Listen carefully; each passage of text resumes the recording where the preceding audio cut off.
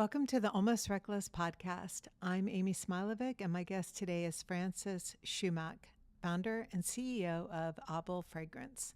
And she came in just to visit with us. No, not really, but to do other things. Why wouldn't I, though?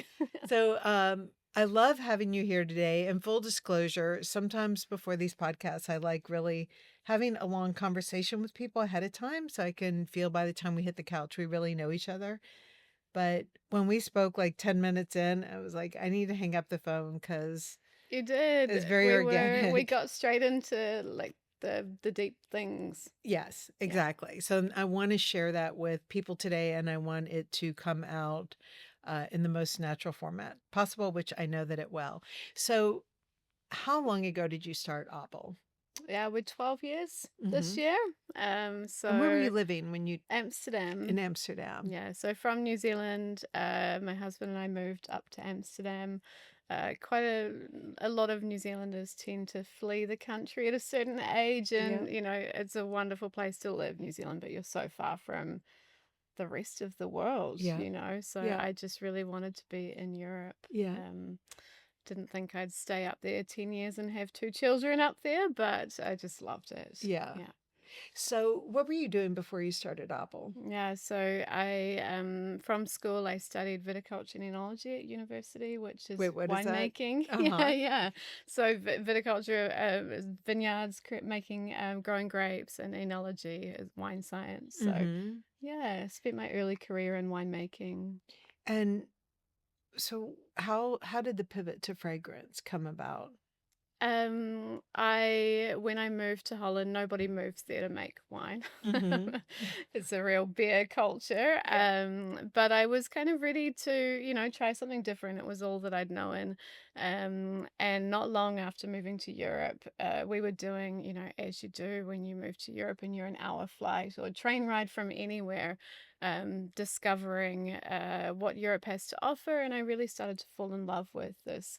At the time, this is 15 or more years ago, like emerging world of niche artisan perfume making, which was, you know, before that, my exposure to fragrance. I've always loved fragrance, but it was kind of celebrity endorsed, billboards, and, you know, whereas you'd go to like a beautiful little atelier and there'd be one perfume house and perhaps a sculptor, and I just really fell in love with that emotional connection to fragrance and art. That's where it came. Wow.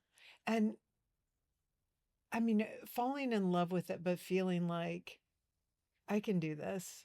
I can have a business. That's a stretch. Did you always want to have your own business? Or? Perhaps. I grew up on a farm. My mum's a yoga teacher, so my parents were both business people in a sense. So I kind of grew up. I've never been very good at being told what to do. Did you get in trouble in school? No, over that, or? No. I was quite a good girl at school, I would say, but non-conformist, perhaps. And yeah, look, this the trigger moment for me. I fell in love with this perfume world as a consumer. So I was buying and I was smelling and I was trying. And the trigger for me was that the more I learned about it, the more I kind of questioned, why is no one working with natural, sustainable ingredients and ethical supply chain? And so that's really where the kind of moment happened for me. And because certainly when you started, like no one was doing this. There was the odd, like, I would say, like old school pioneer, let's say, that perhaps no longer exists anymore, but there was no one doing it in any kind of modern way, you know, and in a luxury way, in a way that, you know, perfume is one of life's joyful pleasures. You know, you wear it to feel good, to feel confident, to kind of it's an extension of your personality and your style. And did you start mixing things up, or did you think I need to get an expert in right away to bring this vision to life? Yeah, the latter. I had probably enough kind of naivety to think wine, perfume, you know, there's a lot of similarities. To kind of think, oh, maybe this is something I can do, but not so much that I thought I could do it without bringing in, you know, the real experts. So finding a master perfumer was really my first point of call. Was it difficult explaining to a master perfumer that you had this new vision for what perfume It could would have be? been, yeah, it's a really good question. It would have been, except I found myself an incredible kind of ally. Yeah. So there's only around 50 master perfumers or so in the world. Uh-huh. Claim to fame is less than astronauts. um, Wow. and when I was searching for someone, honestly, like it was a lot of older Italian, French Right. men, Italian, French older men, Yeah. primarily. And I thought exactly that. They're not going to take this young Kiwi woman with no background in the industry Yeah. seriously. And then I came across a video of this young New Zealand master perfumer, Isaac Sinclair, and he was standing in the New Zealand native bush. And I'm a very like naturist, I don't know if that's a Mm-hmm. word. And he was talking about how perfume is like wine. Yeah. I kid you not. Like, And all so right, that this was is like, kismet. yeah, eureka. I was Yeah. like, here's my guy. And so we've been working together 15 years now. So, if I find it's interesting, like for us with clothing, it's the same thing. Like you need to find the tailor who is so excellent at I his can craft, imagine. but also is willing to throw away everything he knows and suspend it in order to like envision something new. And it's very hard to find. It's really hard to Really? find. Because it's also difficult. It's something I'm really aware of as I get older, is ensuring that I'm open to new ideas Yeah. and new ways of doing things, Yeah. because you just see yourself. If you're not, you fall into patterns, Yeah. right? Yeah. I know how this works. Yeah. Do you? Is there another way, And I Yeah. think it probably helped that Isaac was young-ish, I think he was late 30s at the time, or a bit younger, and from New Zealand. So we're a young country. We're not ingrained in those kind of traditions that Yeah. often come with an older culture, Yeah. and just curious. Yeah. Yeah, he had to do a lot of relearning as Wow. well. So the cool thing now is more and more people are entering the space. Mm-hmm. But I look at what we've learned during this journey. Mm-hmm. We've really had to rewrite the playbook for Mm-hmm. how you make fragrance. So you you 100% independent when you started Yeah. this company, right? And you've taken some investment dollars now, hmm right? How long did you go without having 9 any years? investors? Yeah. Yeah. And you asked, like, did I always want to be a business owner? Perhaps that comes into it. Yeah. There was never like a funding strategy, or, Yeah. it was just that I, again, naively was like, someone needs to do this, Yeah. and I would love to do this. And maybe this could be my life's work. So Was did you that, start with a business plan? um, like of sorts. Mm-hmm. I'm quite a process planner type Yeah. person, so it wasn't just like seat of the pants. Let's just do this without any planning. Yeah. But If you want to assume you at some point you actually did do a business plan, if you have investors, did that business plan look like the business plan that you would have written when you started, or did it evolve over the years where you I from where think, you thought you were going to go with it? yeah, I mean, we've always had a pretty consistent North Star Mm-hmm. around like how can we mobilize and shift this industry and Yeah. prove what's possible Yeah. with nature. So that's never changed. I've always wanted to be, have a global presence. That's always been really important to me. We were never going to just, try to be a Dutch brand at the time. Right. Like, so I think we opened up our first export market in the first year. So Yeah. we started trading in Germany quite quickly. So I think in a way, yeah, not a lot. I mean, it So always changes a little bit, but I'm curious though, because I love the concept of a North Star, and when I talk with people, especially entrepreneurs, I always tell them, kind of lead every day as if you are working with a compass rather than GPS. Because GPS is very prescriptive, right? Like take a yeah, left turn, go 2 miles. But a compass gives you comfort to meander and play around, but you know which way you're that's such a focused in what nice direction. reference. Yeah. And but I think sometimes it's hard for people to find which direction they need their compass in and what their North Star is. So when you say you had a North Star, was that something pulling you towards something, or could you articulate really what that North Star meant to you at the time?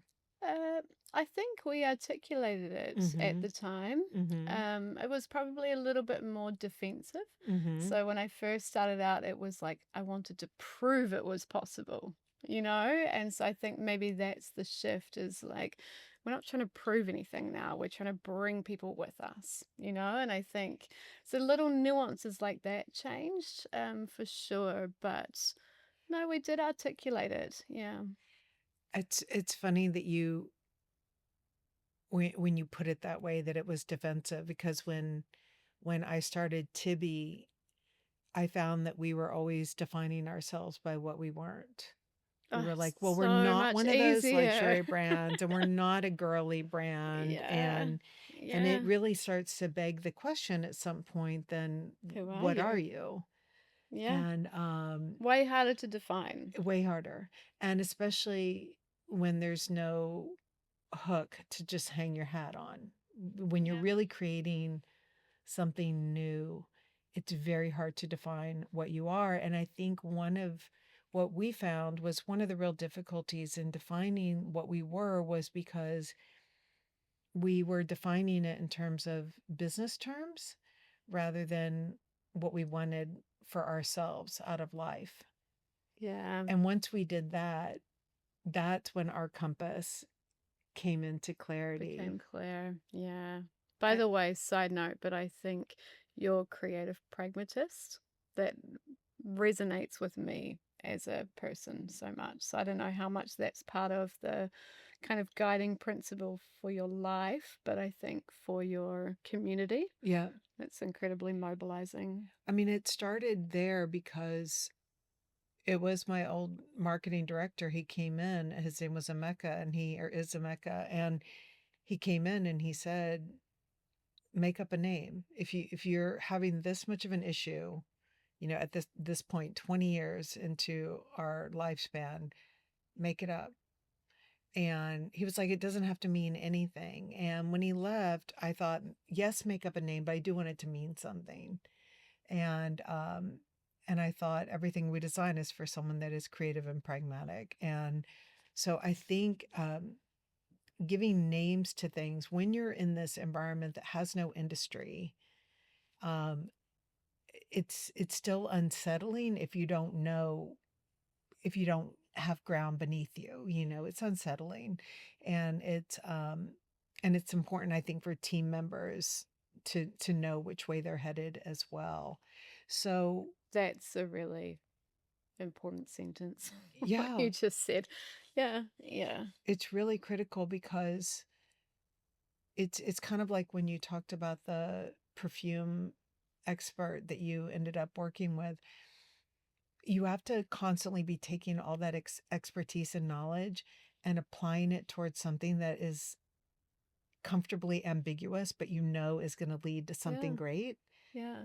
And And that can be more comfortable as a leader yeah, because you know you've got exposure to everything. yeah, Whereas someone a little bit further down in the company who's only exposed to one thing, it can feel wobbly almost, it can feel what, if it's yeah. not. Yeah. And it feels, and for employees who are joining a company, it's wobbly too, because if you know that you're going to do your best work when you know how to work cross functionally and you know how what's important in your company, I think so many people believe that, like, okay, well, if I'm going to learn how to work cross functionally, I need exposure to finance, marketing, sales, and the boxes. But again, it's not just having all those boxes are like a data set of information, but Hmm. it's still knowing what is your company's North Star, like what are you working What towards. ties it all together? Yeah. Yeah. And that's I don't I'm like your team is obviously much bigger than mine. How big is your team? 12. Mm-hmm. So we have our head office is in Wellington in New Zealand, where I live. Super important that I'm in the head office, Yeah. and then we have a satellite team in Amsterdam Mm-hmm. and New York. And what functions do you outsource? Good question. Uh, To like shipping, or is shipping yes, outside? yes, absolutely. Yeah. So we have warehousing in New York, Mm-hmm. Amsterdam, UK, and New Zealand. Yeah. But New Zealand, sorry, that's in-house. Yeah. Um, yeah, logistical things, operational things, Mm-hmm. anything that requires really specialist Yeah. um, kind of attention, let's say, or deep tech or deep R&D. Yeah. We try to stay really close to that. Yeah. But I've kind of found, you can't spread yourself too thin. What does R&D look like for you? For us, yeah. I mean, we're working on a huge R&D project at the moment. It will be in Mm-hmm. the market in September. It's about ingredients. Mm-hmm. Obviously, the formula for our fragrances, Yeah. working with the perfumers. Packaging is a really big one. Mm-hmm. It's probably a little bit of a known fact these days, but packaging, there's so many issues with single use, Yeah. etc. But also in the fragrance industry, it can be 90% of the product cost Yeah. is the packaging. That's crazy. It's gross, right? It's really it's really crazy. Yeah. And I mean, probably more, by the way, as well. I remember sitting at one point years ago with brand founders and someone saying, "What? You spend more money on your perfume than your packaging?" And I thought, "What? Everybody else doesn't?" no, Like, it's exactly. yeah. And so I'm curious in terms of like what investment goes into a product. Like at what point does your um incremental value or whatever in let me think how Like to say economies of this. scale, perhaps, or Well, okay, so in Tibi analogy, we use luxury fabrications. They might run anywhere from $50 to $120 a yard, let's yeah, say. Sometimes the difference between a fabric that is $120 a yard and $180 a yard would be so minimal. But the difference between a fabric that is $15 a yard and $50 a yard is astronomical in I terms can of like the imagine. what you get out of it, the Yeah, luxuriousness and the feel. So there's a sweet spot where you have a lot of luxury, a lot of value packed in, and then there's that spot that when the prices get too much higher, it really is no longer no worth payoff it. for the yeah. Um, but there's an absolute certain amount that you must pay in order to get something great. Fragrance, I would say, is not quite as linear. So Uh-huh. I think like we talk about, so we work with only natural derived ingredients. Right. And the converse of that is petrochemical derived Yeah. ingredients. And we're very black and white. I don't want to be part of fossil fuel supply chain. But there's like just dramatically huge price Yeah. difference in ingredients that come from nature versus petrochemicals. So Yeah. we're talking some of Higher our or lower? way high. I mean, it's like silk versus polyester. Yeah. Yeah. I'm not close to it, but Yeah. that's kind of and so things like iris butter, which is just such a beautiful ingredient grown in It France. sounds It's so nice. harvested from the bulbs and dried over 5 years. That is, 20,000 euros per kilo. Yeah. Um, Wow. and iris, a molecule from fossil fuels that smells a bit like an iris, Yeah. might be $50 per kilo. Wow. So we're talking like just exponential. Yeah. And the crazy thing in the fragrance industry is there is no transparency. Yeah. So if you're using real iris or this petrochemical molecule, The label says iris. the label says iris. Wow. Insane, right? So you have to really know who you're buying from? You I do. mean, like me as a Yeah, consumer, I need to know. yeah. I mean, we put our ingredients list Yeah. on our website because I think you deserve to know. Yeah. If you put like a food analogy, like if you're buying truffle oil, Yeah. you want to know it's real truffle oil Yeah. before you spend Sure. $100 on a bottle. Sure. And I think it's the same with perfume. But So how, it's interesting, and I know you've been in business long enough to see this, but I remember there was all this buzz 10 years ago where people were like, people are one day going to really care who they're buying from. And you're like, well, should we focus on an about us section on a website? Does anyone yeah, ever really go there? And one of the things that we do so much of is, we very much lean on our own behaviors to figure out what we think the customer's behavior will be. Because as a small company that's not looking to scale and dominate the world, we can do that, right? There's enough people that look like us around the world, and if I get some of them, we're good to go. And I don't buy anything anymore unless I know who it is that I'm buying from. It is so important to me. And it's funny because I feel like it's very important to a lot of people. And then I feel like a lot of people believe that it's very important, but then they'll click on like an Instagram ad in 2 seconds and buy from yeah. Yeah, I whomever. mean, we're not. I love how disciplined you are, and I try to be as well. Occasionally, I'll annoy myself where Hmm. will impulse buy something. I think, oh, I forgot to check the care label Yeah. or something and I very rarely impulse buy, to be honest. But I think it is really important, and I Hmm. think you personally are your biggest brand ambassador, I Hmm. think. And we'd certainly get that feedback from our customers as Yeah. well. Yeah. Yeah, there's this thing going around in the fashion world where all the design houses have almost all of them have changed creative directors.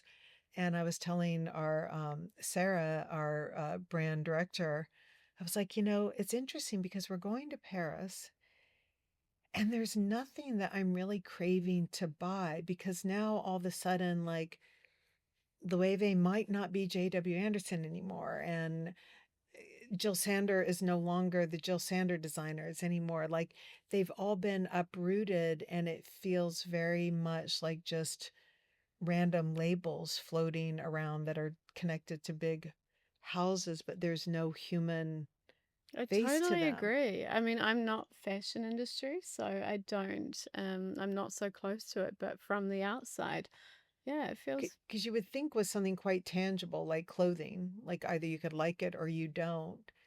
It's not that simple. There's so much more on what people put into things. And I'm wondering, like, from your world perspective, like the checkbox, I want to know who I'm buying from. What are the other check boxes that a customer looks at when they're buying a scent? What? yeah. I mean, I think most importantly is the scent. Mm-hmm. I imagine it's the same with clothing. Yeah. Like you actually really want to connect with that fragrance. Is there a way to get someone to connect to something if they don't connect to it right away in the scent world? Like, is there any Yeah, we hear explaining that could change their mind? maybe we hear it all the time. So we always try. I never want anyone to buy perfume without trying it on their skin. Yeah.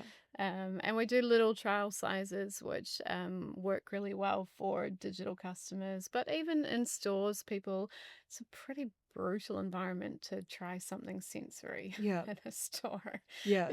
especially if the lighting is not and the music, all of these things. I always say, get it home, get it on your skin in your home environment, and see if it speaks to you because it's so personal. It's so personal. And it's funny because this was maybe like 15 years ago, and it was the Saks Fifth Avenue store in Greenwich, Connecticut. And I went in specifically to buy, it was when Margiela had just come out with the Untitled cologne. And I went in and I said, I want to buy this, please. And the woman said, oh, I have something so much better for you. And she's like, this scent is very popular. It's being worn by all of the stars. And I remember I was like, who are these stars? And she started listing off like Cindy Crawford, Stephanie Seymour, which, first of all, this was not the late 80s. This was 2010s. I was like, wow, this is surreal. But it was interesting that I came in, I knew what I wanted, I smelled it, I loved it. She talked you out of it, or And she was tried trying to to. talk me out of Yeah. it and tell me what Cindy Crawford had been wearing all these years. And I just thought that was such a confusing way to sell something, to So aspire to be Cindy bizarre. Was Crawford. she a salesperson for the other brand, or I don't who know. She was knows? just like Yeah. behind the counter, but it just seemed so bizarre to me that I would want to smell like a person rather than Oh, smell like something I totally. know. But I think there was really a decade or more of that, Yep. and the scent marketing was all, beautiful lady on the bridge in Paris, whatever. Yep. And it was you spray it on your skin and you will look like her. I Yes. don't know, I know, like, like, what happened? or the guy Little gazing magic up at dust. her. Yes.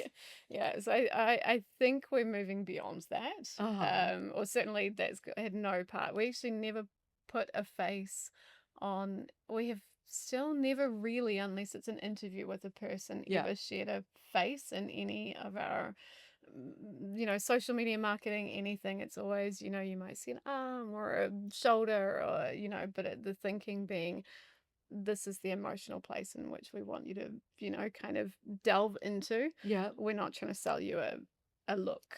Well, I mean, to that point though, it's funny because even on our own site, we ended up chopping the heads off of the models because it was too specific once you had the face on. I wanted someone to just imagine how this sweater would feel on them That's what it should without be about, wondering, like, do I right? need blonde hair or red hair or Yeah. whatever to wear it, you know?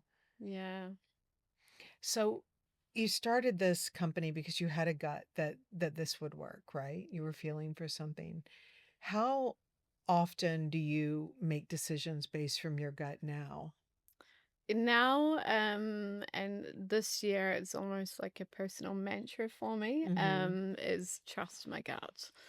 And what has ever rocked your world and made you not trust your gut? What are the things that happen that have caused you to, or do you never No, straight? I do. I definitely do. There's been times in the last decade, often, and perhaps it comes from, a disagreement with someone whose opinion you respect. Yep.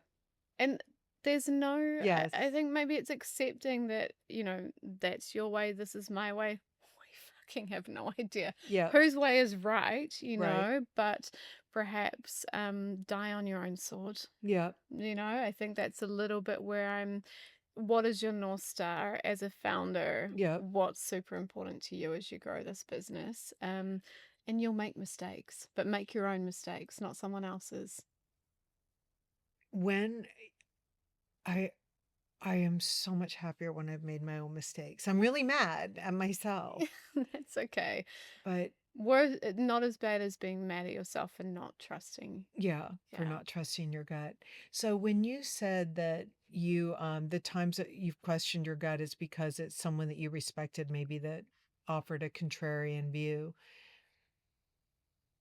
When it's someone that you respected, is it because you respected their knowledge of the industry? You respected them really so much as a human? Like, where was the Yeah, respect? both, both, I think. And different people, different occasions. There's been the odd time where I've gone against my entire team. Yeah. For example, Yeah. and where I've said, no, we're not doing this. And Yeah. everyone goes, you're crazy. That makes no sense. Yeah. And sometimes I've been wrong, but there's been a couple of occasions last year where, I've looked back and gone, yeah, it's the accumulation of little things that you look back and you go, I had an instinct 4 Yeah. iterations back, or So the big things that could go wrong, especially when you don't trust your gut. Um, I mean, for me, when things have gone really wrong, so it's usually out of ignorance, I didn't know what I didn't know at the time, right? And that was in the beginning. There were like fit Yeah. issues and things like that. But I was very angry at myself for not, like, my husband always told me, he's like, hope is not a strategy. You can't just hope that the clothing fits. You need to actually be doing things to make sure Yeah. that you know this. And um, but I think one of the things that I wanted to ask you is, in terms of like trusting your gut, but then also, you're running a company, and it's not like you can just walk in every time and be like, guys, here's my gut. We're running with it, right? Like, you want to sell in your idea to them because, number one, you need buy-in for them to really get behind it and do Hmm. their job. And number two, you've hired really good people. You need them to poke at it, right? And make Totally. sure that Yeah. gut is really solid. And it was interesting. I was reading a really good article the other day, and I screenshot it because it was directed towards junior people in companies. And it said, are you tired of being shot down by your team leader or your CEO because you bring them an idea and you get the immediate, like, no? Yeah. And they were saying how to start peppering in your concept, your idea, start really paving that ground for like weeks ahead of time, so that when you present it to the team leader, to the president, whoever, that number one, they can almost feel like it was their idea too. Like, I've been thinking the exact same thing. Yeah. Or you've established an argument that is clear enough that if it is a hallway conversation, you can be like, hey, you know what? These three things have come up that I've been talking about over the last few weeks, and Yeah. therefore I think. Um, and so I had screenshot that and I sent it out to our team for marketing, because I thought, even when I'm talking to the customer and I'm trying to get them to understand why it's important that they try a larger size pant because of the ease and the comfort, I'm not just going right out of the gate and being like, guys, here's our oversized pant and wear this and you'll look cool in it. Usually over months, I'm saying, guys, don't you want to feel like more chill? Yeah. Don't you want to feel Yeah. more eased out? And then it's like, oh, You're wait, setting here's the the scene. pant that does that for you. You really have to set the scene. So I'm curious, when you had a gut instinct, I find that's one of the hardest things, is to stop and pause and unpack what is leading up to it so you really can effectively sell it in to Yeah, it's a others. really good line of thought. And also, perhaps just to be clear, there's plenty of things where I think, oh, you know what? I'm not close enough to this. I Yeah. trust your gut. Yeah. Actually, I don't have enough context. You've been in this for, a long time. And certainly, if my gut's not telling me something strong, Yeah. I'd prefer one of the team to take, because it's also empowering, Yeah. right? And if they, it's not about failure per se, but it is about giving them a chance to make mistakes and learn as well. If they don't ever get to run with something, they Yeah. don't ever get a chance to make a mistake So on their own terms. when you hire people, how how long do they need to usually be around before you What do you can think? trust their gut? Because sometimes, I Yeah, will hire someone new, and in 2 months they'll come in and they're like, hey, listen, my gut is telling me. And I'm like, but they, I don't know your no gut gut, yet. no gut, no gut for you yet. You might Yeah. have good taste, but you don't have a gut yet. How does like an employee get a gut? Yeah. I mean, look, our longest standing employee has been with me for 10 of the 12 years. Mm-hmm. And it was just me for those first 2 years. Yeah. So I trust her gut. Yep. Yeah. And that's, really, I love having people around me who and because you also get a read on their gut. Yeah. You go, yeah, I trust your gut on these things, but maybe not these, or, Yep. so Yes, it's I don't know if there exactly. is a Sometimes it's going to be some things and not not others. others. And Yeah. that's And it's also okay. knowing where your gut's strong Yeah. and not, because there are some areas where I think, oh, my gut, given what I know about myself, given where I know my kind of weaknesses lie, Mm-hmm. I don't want to listen to my gut in Yep. some areas, Yep. whether it's things where I lack a bit of confidence, or things where perhaps we have a saying in New Zealand, tall poppy syndrome, which is where if you put your head above the parapet as a poppy, you're likely to get it lopped off. So, I like that visual. yeah, the visual. The Dutch Yeah. have a saying, it's very similar as well. I don't think it's a Both very coming from flowery American, type. yeah, Yeah. I don't think it's an American saying. Yeah. I'm very aware that I have that tendency. Yeah. Don't put my head up. And so I kind of question my gut if it's telling me to, you know, pull back, be quiet. So that's kind of a personal area that I'm aware of. Well, I think what I what gave us the freedom to follow our gut more was when we relieved ourselves from the belief that we had to scale, scale, scale. And, when we came to the realization that this company is made up of people, it is deeply personal.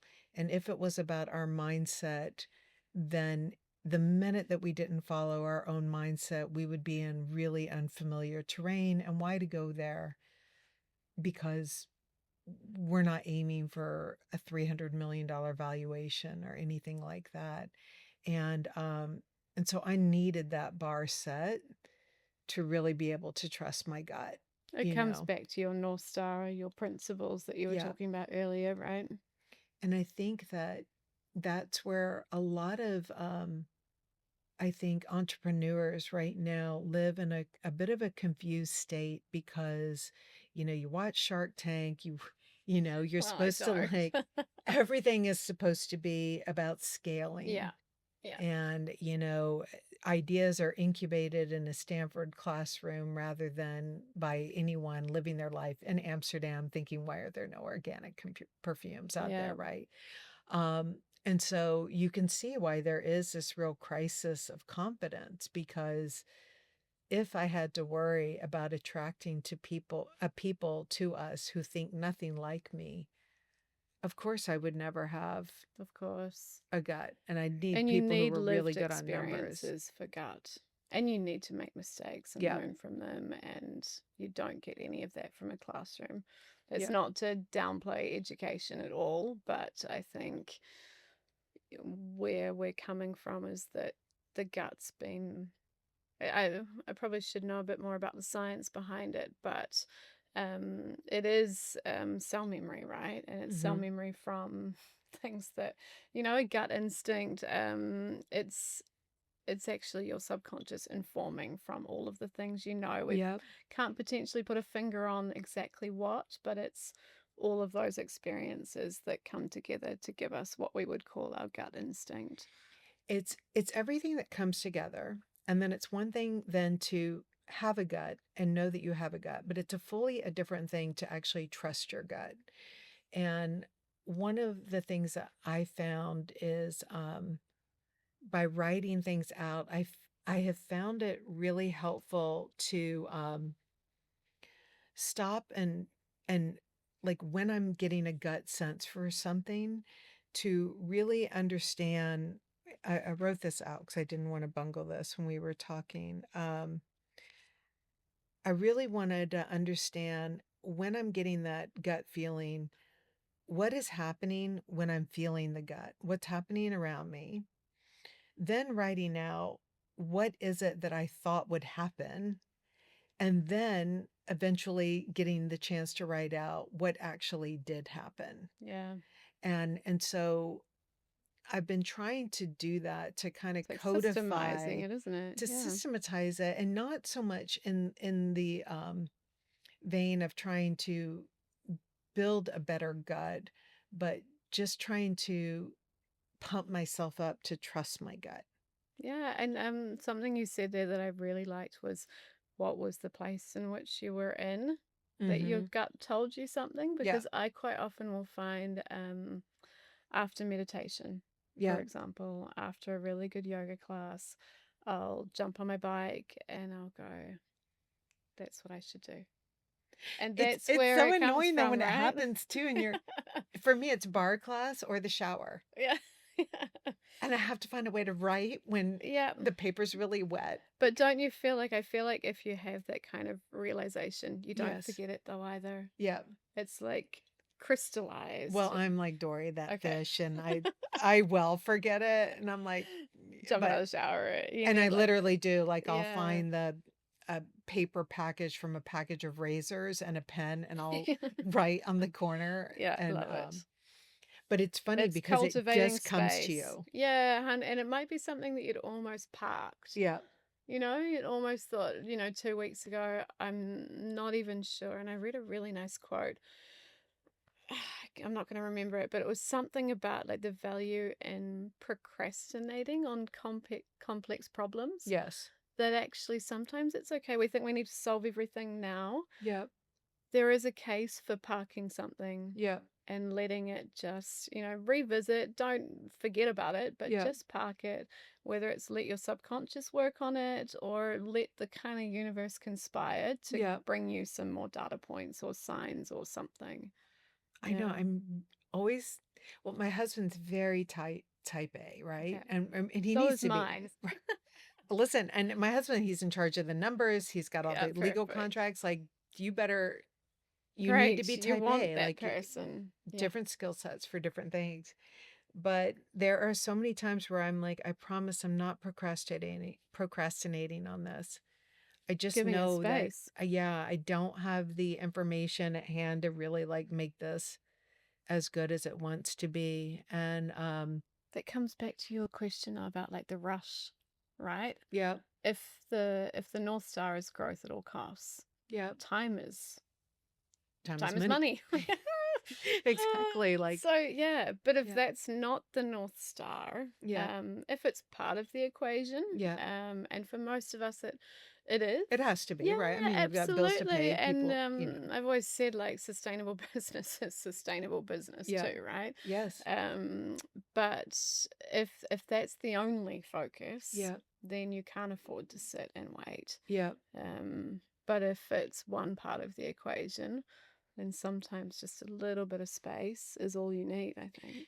Yeah, it was funny. We had this big aha moment yesterday, and I know I love it when we have a moment where we come up with an idea that had we presented the idea 6 months ago, even, or a year ago, people would have thought it was insane. And Yeah. that's one of the things I do to test an idea is like I immediately silo people and I'm like, what if and this and what if that and then so this.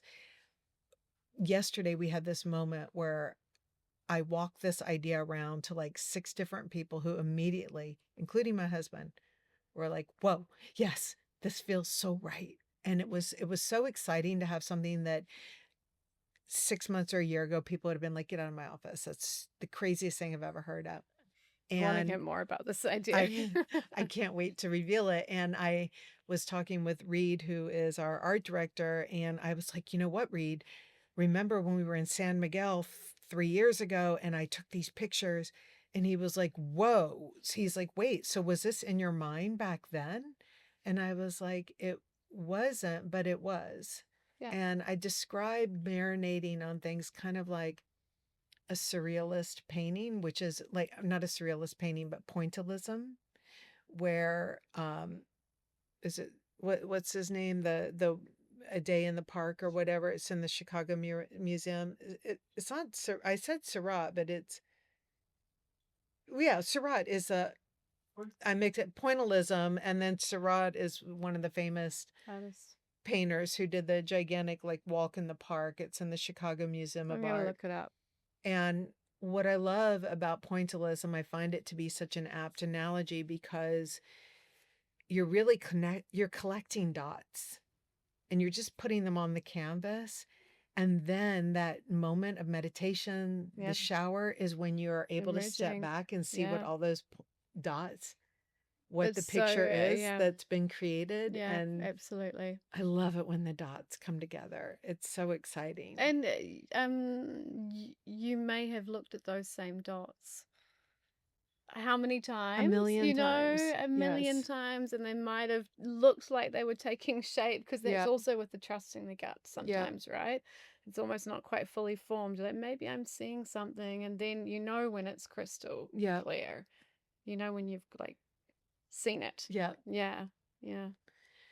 So one of the things that was our game changer, and we were kind of alluding to this earlier, was, as a company, when we realized that it was not about business principles that we were working towards, but more of life principles. Do you feel like like, do you feel like you've got that locked down for you? I don't feel like I've got anything locked down. Wait, Maybe okay, never so will. do you, because I'm curious about that comment that Yeah. you don't feel like you have things locked down, because in our 25, 26, 28 years now, 28 years, it is only in the last 4 years that I felt like we've known who we are. And I know it because we haven't questioned it in 4 years and we Yeah. haven't changed it. And so it takes a while, but getting those principles down really secured that for us. Oh, I can imagine. I mean, look, I feel like I have a clear vision for who I want the business to be. Mm-hmm. I feel like I have a clear vision for who I want to be. Yeah. And how I want to show up at work and at home. But would I say anything is locked down? No. No. I mean, maybe never will be, although I hear you say that and I think, oh, I would like to aspire to that. But I also love a little bit of curiosity, perhaps, or Well, I think the thing about first principles are, though, is that it doesn't lock you down. I was thinking today with a conversation that I was having over DMs, and it made me kind of crystallize this to her. I was like, when I know someone's principles, I don't necessarily know what their opinions will be on everything.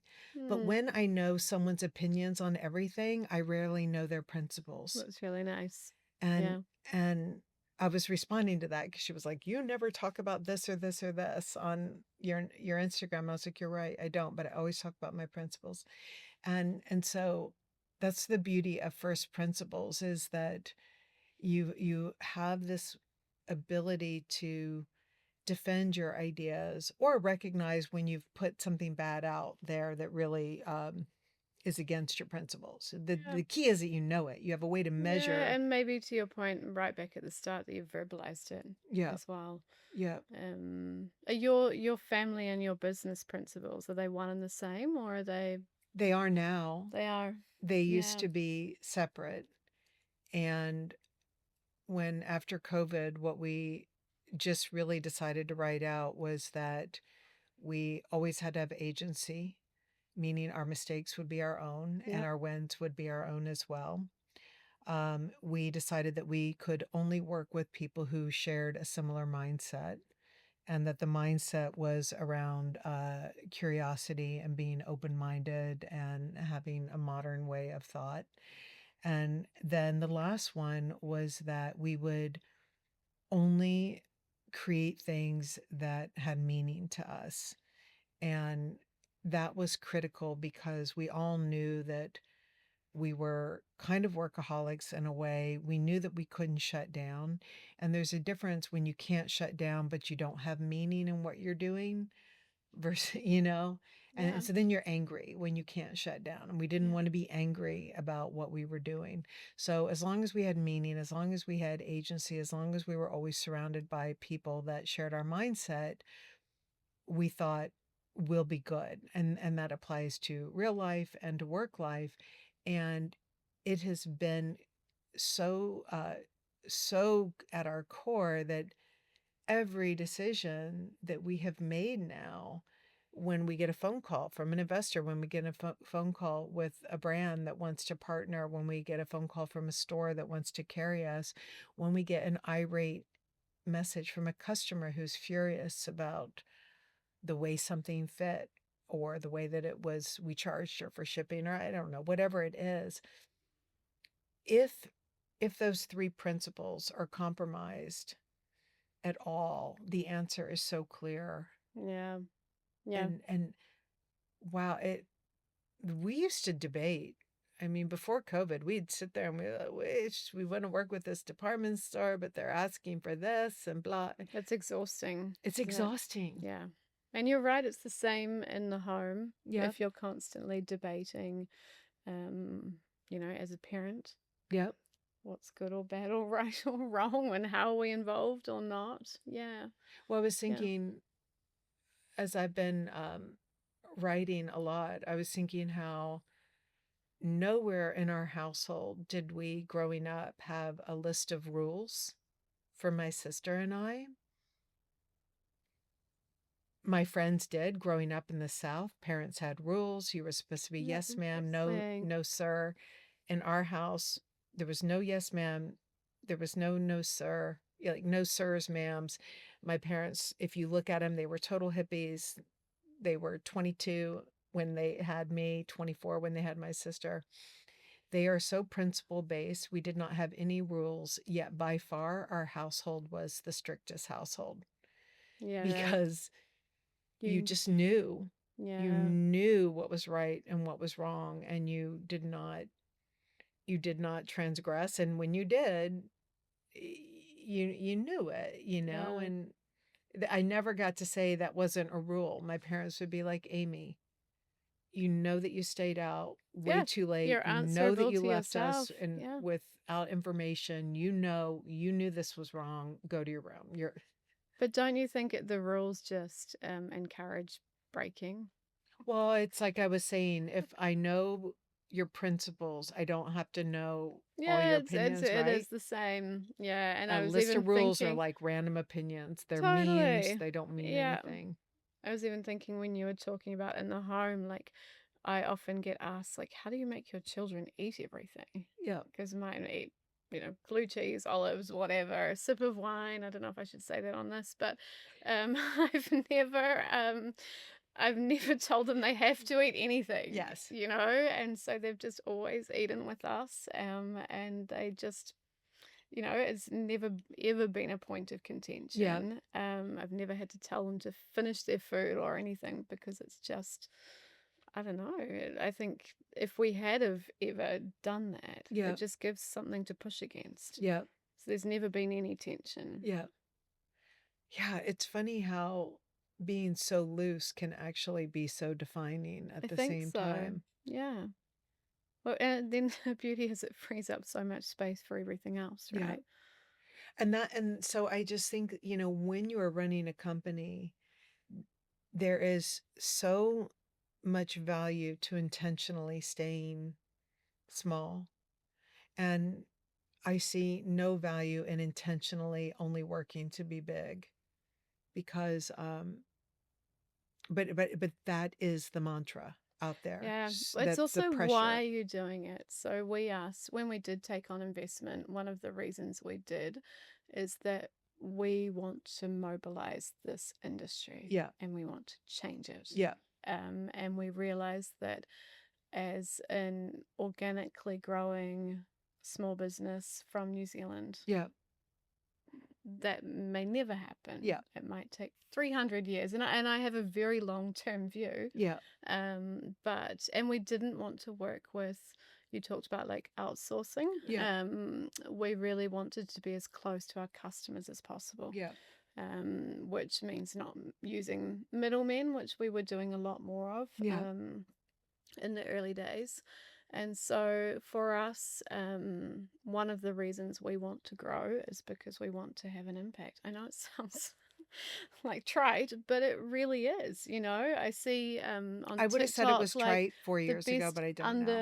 The oh my God, the most amazing under the radar perfume. And it's cool to be under the radar, and I Yeah. like that. Yeah. But actually, I want more and more people to say, Yeah. what? I'm putting petrochemicals on my skin? Yes. Like, Yeah. and now there's like the science we're working with is so cool. The Yeah. biotechnology, upcycled ingredients that are literally coming from food waste. Yeah.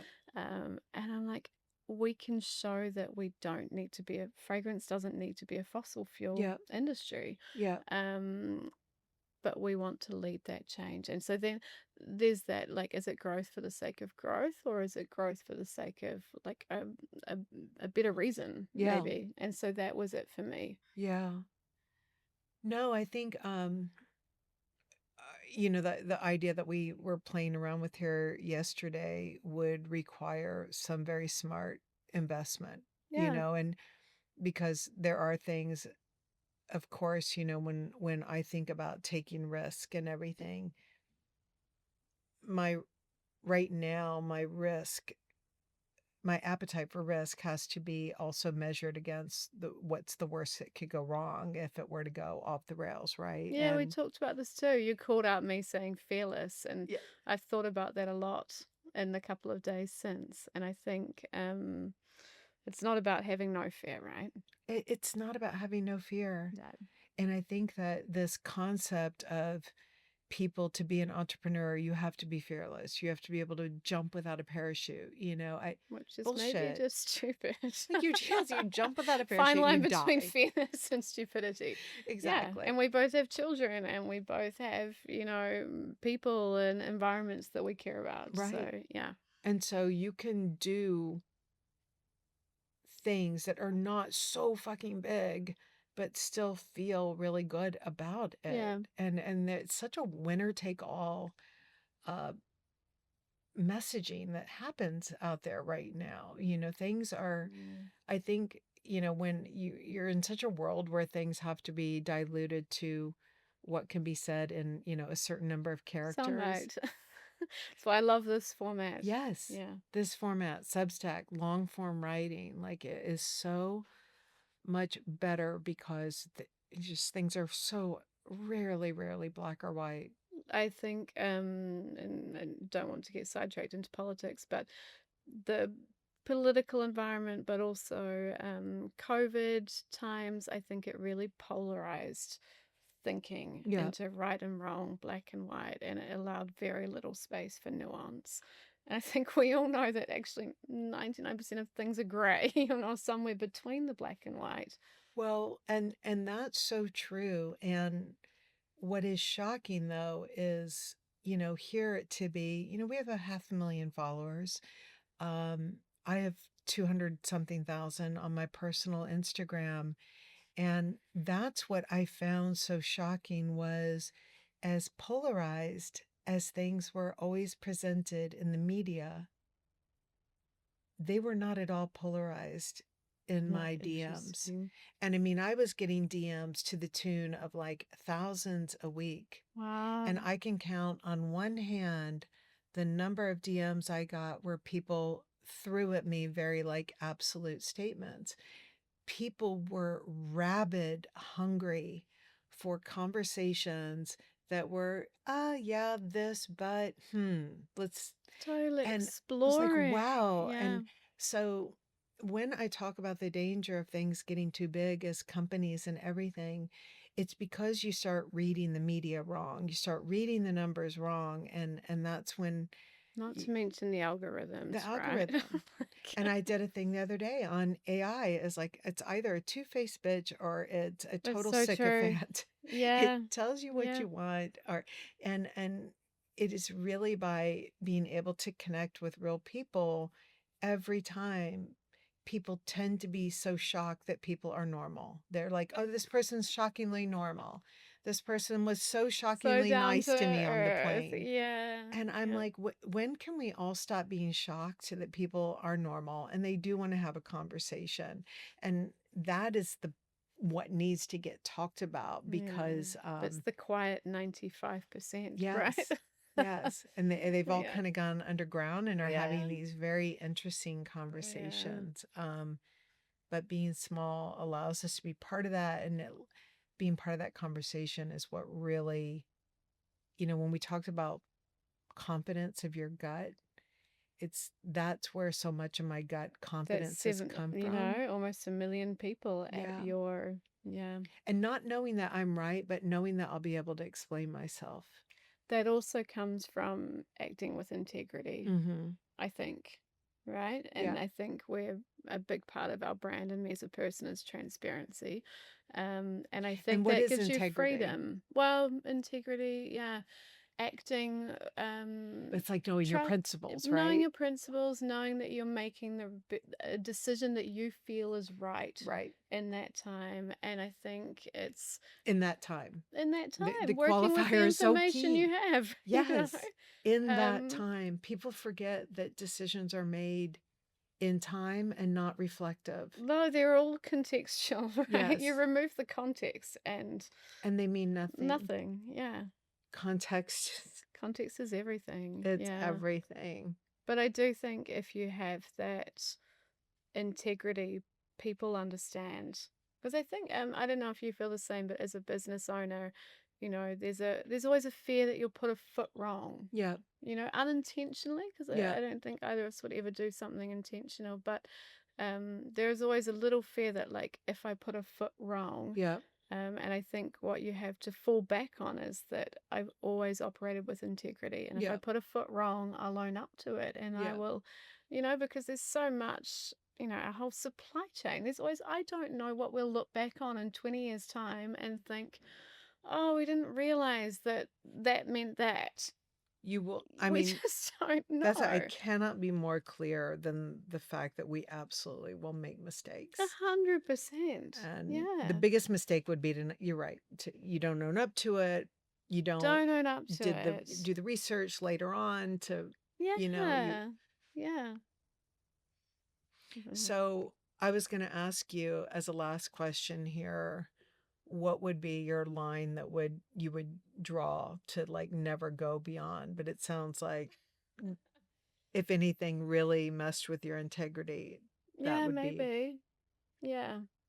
It's funny, I was awake in the night with jet lag and I was thinking about our company values, probably subconsciously thinking about this session, and I thought, why is integrity not one of our 3 values? Yeah. Because without it. Yeah, I mean, maybe it's an underlying principle that informs all of the other 3. Yeah.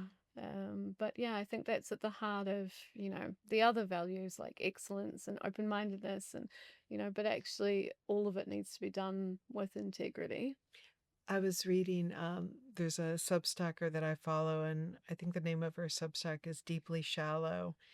And she was commenting that one of the pain points she feels are the people who you catch your spouse. I'm going to butcher the way that she said this, but it's like you catch your spouse having an affair on your couch and you throw out the couch. You throw out the reminder rather than throwing out the spouse, and that's an extreme example, but you can see it playing out in smaller circumstances, yes, right? you just much get rid of the easier job reminder and then just yeah. keep going on with. Oh, I love that. I'm gonna ponder that one. I asked her, I wrote her, I'm like, did you have this have analogy? And she's like, this is what my dad always said to us when we were little. And I was like, wow. What was mum up to? Oh, it's so good though. So much easier to hide the evidence. Exactly. And and I think that's what is so important in a good company is you really you cannot mask things, and you have to have people around you who are comfortable owning up to things, having discourse, and comfortable with you making mistakes. Yeah. And I think that's in some ways just the heart of it, right? Yeah. Comfortable celebrating them, even ensuring that we learn from them. Well, that's the beauty, too. I mean, especially in an industry like when you're creating something where sometimes the mistakes make the best and like you stuff. say, when you have no playbook, Yeah, which if you're trying to do things differently, you don't. yeah, You can't help but make mistakes. yeah. That's the only way. And what are those that old saying of, that's how a child learns to walk. Yeah. There's no way to learn to walk without falling over. It's true, right? Yes, but you remind me, we went to this birthday party one time, and so I'm not going to name the city because it might give it away, but they Yeah. had this Yeah. massive basement, like 2,000 square feet basement, huge. Yeah. And every inch of the basement was covered in gymnastic mats, those Oh, padded mats that you would see on a gymnastic floor. And I asked the woman, I said, are you guys like rabid gymnasts in this house? And she said, no, no, no. I would bring the babies down here when they were learning to walk. oh I God. was like, what Oh the fuck? God. Like, she Yeah. would only let them learn to walk on these gym I mean, I mats. don't And I'm like to like, judge people, but I'm judging. I know. I was like, Yeah. a baby. Like, Yeah. have you ever seen a baby fall? It's like, me. But also, like, we try to protect The, things too. The baby's not going to learn, right? How much longer does never. it take to walk if you're just bumping around on the. I mean, the kids have to be like 24 or 25 right now. So I'd like to do just like that Stanford marshmallow experiment where they check it. Yes, I'm like, yeah, look back. there's got to be like a gym mat experiment. And I want to see what those kids are doing right now. Are they risk takers or not? Yeah, can't see it. If we were to sit back on this couch in 5 years, It's a good good length. span, right? Yeah, 3's too short. yeah, 10's way three's too too long. short. 5 years. What would have happened that would make you sit on this couch and be like, oh my God, Amy, this is where I am 5 years later. This is insane and amazing. I think it goes back to that North Star. Like, if we're seeing a real shift in the industry, if brands needed to label their ingredients, Yeah. if there was more testing of Yeah. safety of ingredients, and if we just are kind of shifting the knowledge gap around supply chain and perfume. And more importantly, there's a whole bunch of people who love how, what we're doing and are part of this with us and feel part of the change. But I think I'd love to see really tangible change, actually. So what's really interesting is your 5-year amazingness, and you said tangible, but you didn't qualify tangible in terms of any product from you or any monetary level. So that really is a Yeah. North Star. That is your Yeah. North Star. You Yeah, build and I it and maybe the rest will trust we come. need the product and the money Yeah. for that to happen. Yeah. But Yeah. you're like, as long as the other thing happens, your That's the 5-year goal. happens, Yeah. the rest falls into place. Yeah. I think so. But I mean, it's never been about money for me. I don't know about you, but In the beginning, it kind of was, but more of a scorecard.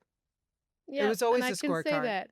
I mean, we very happy growing up in a house that my parents bought for $20,000 and a plot of land of 10. Like, life can be amazing. It was a scorecard. It's the way we measure value.